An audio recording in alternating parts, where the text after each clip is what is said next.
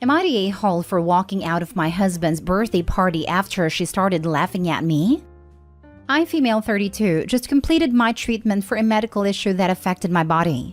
I had gained weight due to this medical condition and also medication, and none of my old clothes were fitting anymore. I bought new fitting clothes, but for my husband's birthday party, he asked me to wear one of my old dresses that was one of his favorites.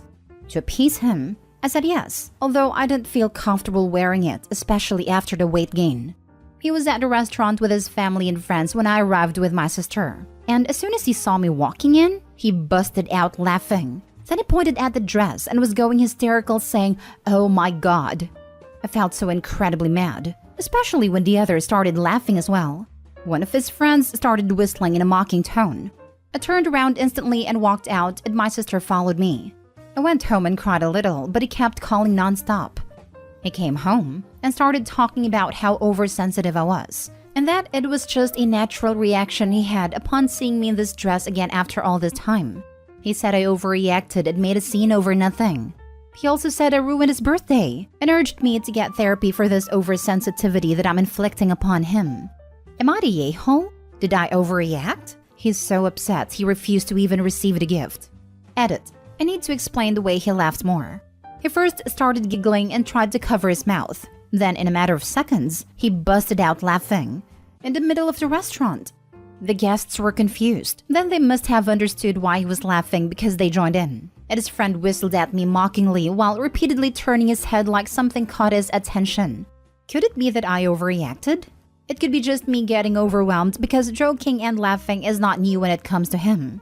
He's the kind to tease about any and everything, even with my family. The kids too. He also said it was caught off guard, and so I shouldn't blame him for his reaction.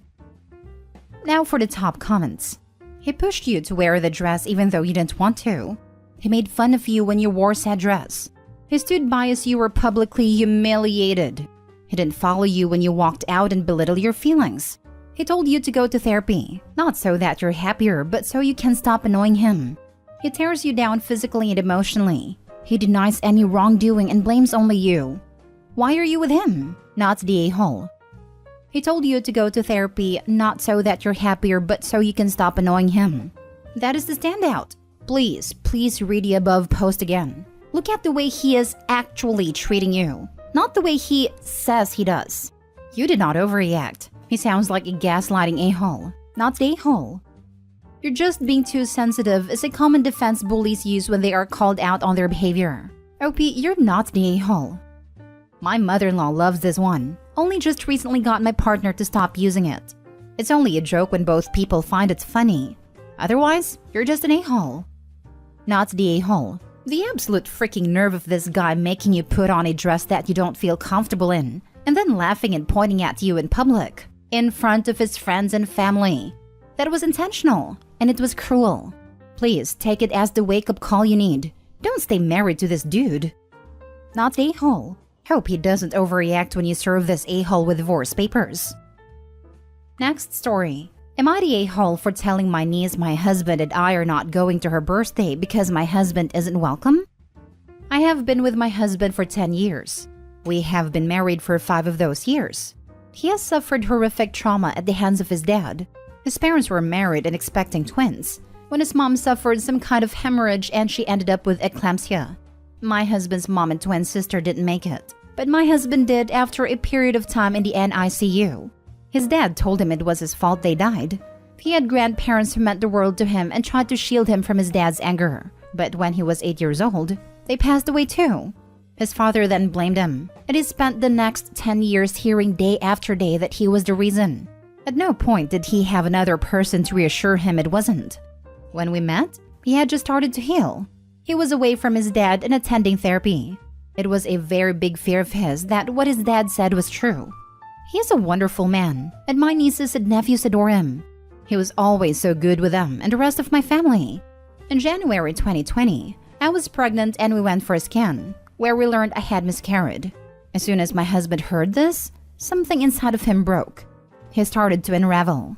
He was in the middle of a mental health crisis. He was doing this weird manic laugh that was also a sob. He ran out of the room and I followed after him, concerned. My mom and sister both work at a hospital, Sister's a nurse while mom worked in the little gift store. And both saw him in his worst moment. They saw his medical personnel were forced to intervene because he was in the middle of a breakdown, hysterical and totally out of it. He was totally broken and nothing could reach him. It was the scariest moment of my life and the worst moment of his. And they judged him for laughing. Then when they told the rest of the adults in my family, they also judged him. All of my family were aware of his history. He told them about it years ago. My husband ended up under the care of a psychiatrist who suggested he needed a lot more help than therapy could provide. Instead of understanding, my family no longer wanted him around. They said a man who could laugh at his own wife's miscarriage was not the kind of man they wanted around the kids. I told them I would not leave him behind. Now, my niece is turning 12 this year and is having her first big party since COVID. She called and said she wanted us there, but she hadn't seen us on her mom's list. I told her we wouldn't be able to come and that I was sorry. We both were. She was upset and asked why she never saw us, why we wouldn't come to her birthday party, why we missed them all now. So I told her that my husband was not welcome by the other adults in the family anymore. She apparently yelled at her parents and mine. Then I got grief from them for telling her what I did. They said I had no business saying that. Am I the a-hole? They said I had no business saying that. And they have no business being utter trash to your husband after his mental health crisis. Not the a-hole, but boy oh boy are your family. More like, you had no business telling the truth. Now we look bad and we are supposed to be the victims because you chose your husband over us. For a nurse to do that to her own sister and brother-in-law makes me think that she never liked him and she used this. You'd be surprised how many people in healthcare have warped, stigmatized/biased views still and are blind to it. It's a lot of them. It took me 5 years once I knew I needed medication to actually get on it. And before then, I thought it meant I was weak. OP, I'm so sorry that your family lacked the compassion you and your husband need. You did nothing wrong. They are upset that the truth of what they did makes them look bad. Because they know they're wrong but won't fix it. Not the a-hole. Not the a-hole. I respect you for standing with your husband. That was the right move. If they won't welcome both of you, then neither of you attend. As far as telling your niece the truth, I agree with that too. You have nothing to hide. There was nothing inappropriate about revealing this to her. And it sounds like you kept the explanation short. I did. I told her none of what happened. Just that he was no longer welcome. Holy heck, not the a-hole. So much not the a-hole. I am so sorry you and your husband lost your child like that. And I'm so sorry, especially for your husband. That must have opened fresh wounds. The scarring on that is deep and concerning. No, I don't think you and your husband should be surrounded by people who totally judged him based on an extreme vulnerable moment in both of your lives. His mental health comes first. I hope you and him are doing better. He blamed himself. The moment he heard our baby had no heartbeat, he believed it was all because of him. Again. That still haunts us. He doesn't even remember what happened after hearing the words. Next story. Am I the a-hole for having my daughter's first birthday the same day as my stepsister's wedding? My mom got remarried after my parents' divorce, and her new husband brought along my stepsister. I lived with my dad mostly because I did not want anything to do with a new sibling and had pretty much no relationship with her and hated that my mom treated her like a daughter. I wasn't the nicest to her, but I felt like she was taking my place. Fast forward to now, she's getting married and I wasn't invited since we have no relationship. Whatever, I didn't invite her to mine either. This issue is, I planned my daughter's first birthday. And when I told my mom, she said it can't be that day because it's my stepsister's wedding. And can we change it to the next weekend so people don't have to choose which to go to? I said no. My stepsister's wedding is at 8 p.m. while my daughter's party is at 1 p.m. People can do both. But almost everyone on my mom's side RSVP'd no to her birthday party because of the wedding and travel. Even my own mother said she can't make it because she will be at stepsister's wedding and getting ready all day. I'm angry at how she can choose a stepdaughter over her own grandchild. Everyone is picking this girl who isn't even really family over my daughter. My mom says to just change the party, but I think it's ridiculous they can't do both. And I won't change my schedule for my stepsister. And my daughter will be the one to suffer when only one of her families at her first birthday party. Now for the comments. Really hoping this comment stays up so everyone can read how truly heinous this goes. Beyond she stole my mommy high school stunted growth vibes. Here's OP's comment since OP seems to have deleted it after downvotes.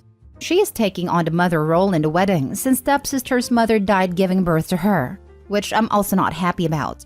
Stepsister's mom died in childbirth, and OP's annoyed that her mom decided to be a mom to a kid who lost her one mom.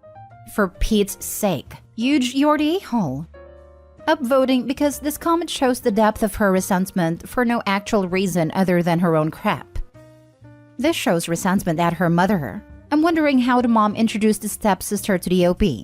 What did she do to foster a relationship between them? If she constantly put her stepsister ahead of her own child, I can understand the resentment. She is still the a-hole, but I can understand why. She must have, if OP was still a kid and ended up at her father's full-time. Just because mom did the right thing by stepsister does not mean she did the right thing by her own daughter. That being said, a birthday party can be changed or a second one thrown on a different day. I usually throw 2 parties for my kids, a family one and a friends one. The friends party becomes the kids' friends party when they're older, and my friends go to either family or friends party at that point. It's also because my in-laws have a difficult schedule. Not necessarily. OP could very well be an only child and loved having her parents' full attention. When another kid is in the mix, that attention becomes split. And of course, OP wouldn't like that. All she said was her mom treated stepsister like another daughter, not like her only daughter. And I have no doubt if mom treated stepdaughter as the golden child who could do no wrong, OP would be screaming that fact from the rafters. You're the a-hole. You know, we know it, everyone knows it. People aren't simply going to do both events. Very few people are going to want to come to a 1-year-old's birthday party than go to an adult's wedding. You knew about the conflict and went ahead with it anyway, despite the fact that moving it would not affect your child in any way. You're trying to play the victim here, when this is all under your control. Please seek therapy. Last story. Am I the a-hole for refusing my father access to my dying mother, denying him closure? My parents were separated for decades but continued to attack one another verbally through their friends and acquaintances, often putting me and my siblings in the middle of their ongoing feud. As the eldest, I was often the one most caught in the middle. My parents pretended to be no contact with each other when they weren't fighting via their lawyers, but each other would often contact me to just trash the other, and then expect me to deliver their toxic messages to the other person. This went on for many, many years. It was exhausting. Periodically, I would lose it and go no contact with one or the other of them, but eventually I'd relent. Get back in touch because they needed my help with some practical matter or because I wanted my children to have some kind of relationship with their grandparents, and the cycle would continue. My mother recently became very ill and went downhill quickly. I took her into my home and was her caregiver until she died. Until the end, she was very angry with my father, and she explicitly told me she never wanted to see him or speak to him. She became very agitated at the thought that he might visit her and made me promise that I would not discuss her illness with him or permit him to see her if he tried to visit. In spite of my best efforts to keep my mother's illness a secret as I had promised my mother, my father eventually learned through some mutual acquaintances that she was dying. He then contacted me, demanding that I allow him to visit her so that he could achieve closure before she passed away. I explained that she did not want to see or speak to him, and that I needed to honor her dying wish.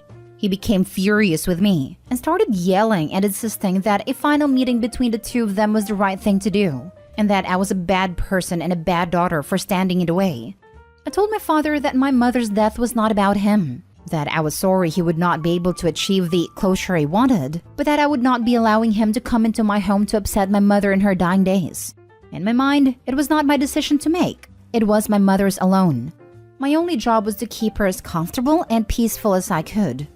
My mother passed away a few days later. My father never achieved the closure he wanted.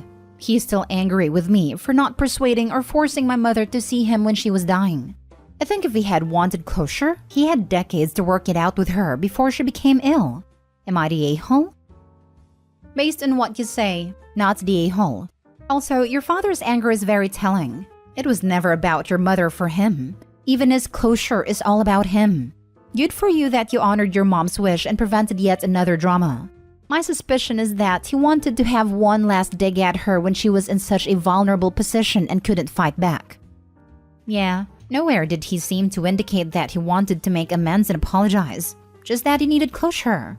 He always had the option of writing a letter and giving it to OP, who could then read it to make sure it actually was an apology and that there weren't any insults in it, which she could then give the option to her mother of reading. Not the a-hole. Did your father want closure or did he want to have the final say? Because it sounds like the latter. You used words like persuade and force, which are aggressive words for someone looking for closure.